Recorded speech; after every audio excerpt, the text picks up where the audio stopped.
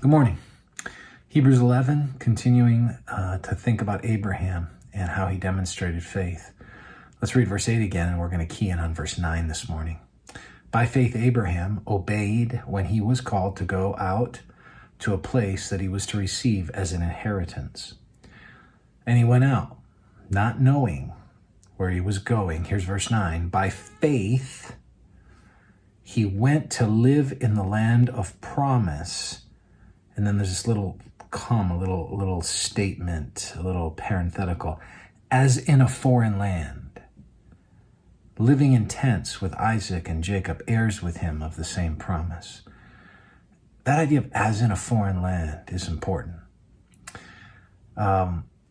Peter exhorted his readers in 1 Peter 1:17 to live their lives as strangers in this world, aliens in this world. He referred to them as exiles a couple of different times in his letter.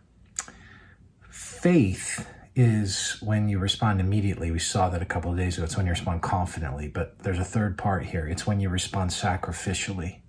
It's when you are willing to forego certain things and certain comforts and to be displaced in your life for the sake of God's kingdom. Now that can come in the form of not necessarily moving and packing up to go to a foreign land like Abraham.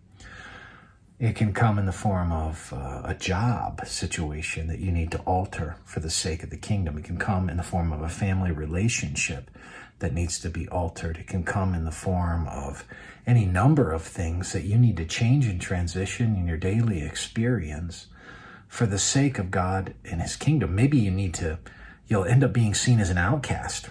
Maybe you'll feel a bit like a stranger. Perhaps you'll be hated by people. You may have to use the words of Jesus, you'll take up your cross and follow him.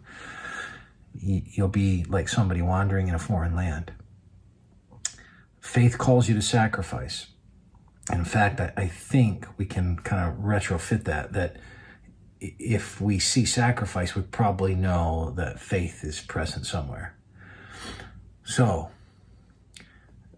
as faith finds its demonstration in how you respond to God's call in your life, be willing to sacrifice. Don't hold things so tightly that you wouldn't be willing to wander and you wouldn't be willing to be displaced, and that you wouldn't be able to sort of take on some of the heat that comes sometimes relationally, professionally, emotionally, spiritually, sometimes even physically, for the sake of what it means to follow the Lord. May the Lord strengthen you as you live by faith.